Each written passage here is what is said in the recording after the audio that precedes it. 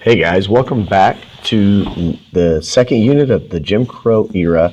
Today we're going to be focusing on level 2, the key events, details, and peoples and places as we build on the background knowledge that we already have. And we will also cover level 3, the lasting impacts of this key time here in the United States. To start off, in 1896, the Supreme Court upheld the notion of separate but equal in the case of Plessy versus Ferguson, which essentially legalized segregation in the South for more than 50 years. Plessy was a black man from Louisiana. He was forced to change and be moved from a railroad car while riding on the train in Louisiana. You see, Louisiana had a Jim Crow law that allowed for segregation of whites and blacks on railroad cars. Plessy would later challenge this, and it would ultimately go to the Louisiana Supreme Court, which would uphold the law because many of those men were the one who made the law in the first place. And eventually would make its way all the way to the United States Supreme Court. There, the court would uphold that Louisiana's law was constitutional and that the Supreme Court could not define race. And also, there was a states' rights issue with it. They deferred back to the states with it. But it essentially legalized racism in the South. However, the courts do rule that African Americans do have the right to equal opportunities with public facilities. However, they are allowed to be separate if the state chooses that. Through all of this, we will have the rise of the Ku Klux Klan, better known as the KKK. This was nothing new. However, they had gone away for quite some time, and through all of this, we will have a group of former Confederate rebels rise and begin terrorizing people to strike fear in them. They would later see that this would cause fear into many African Americans who were living in the countryside. And then later on would come the mask and the fear and the intimidation factor that we now associate with Ku Klux Klan members. But their initial intention was not to simply strike fear into others and intimidate them. It was to stop political elections, or at least influence them and scare people away from voting.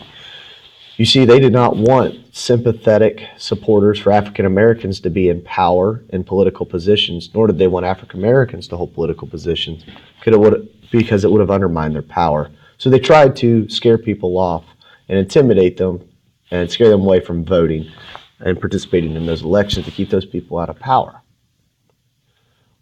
Later on, the Supreme Court's decision in Plessy versus Ferguson, as we mentioned, legalizes racism and does something called institutionalizing racism. That simply meant that racism was considered normal, especially in these parts of the country in the South.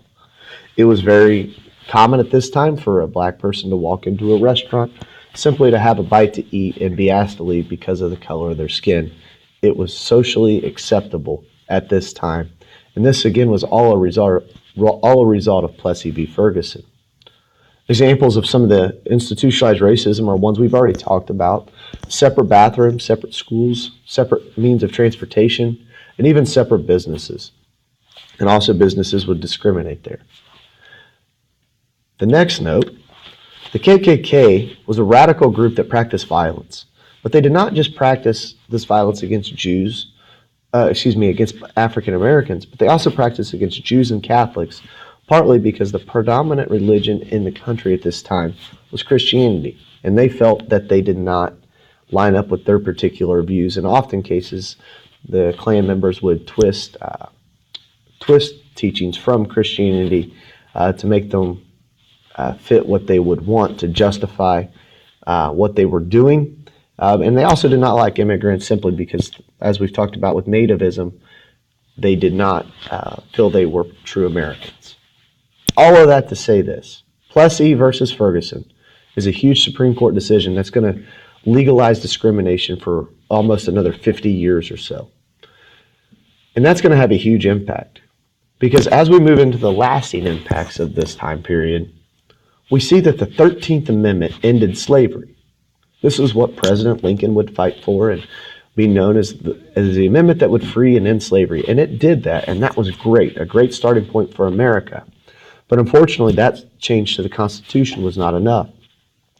Later on, the 14th and 15th Amendments would have to pave the way for African Americans to be treated equal under the laws. And by the laws, I mean the laws of the land and the laws of the United States Constitution. The key takeaway here is that even though you have three constitutional amendments now, three changes to the ultimate law and document of the land that govern the United States and are the ultimate authority on whether something is legal or not legal, it still was not enough. Segregation and discrimination were still commonplace, despite those three major changes to the United States Constitution. The Civil Rights Movement in the 1960s, led by Dr. Martin Luther King, would be in large part to correct the injustices that began under the Jim Crow laws.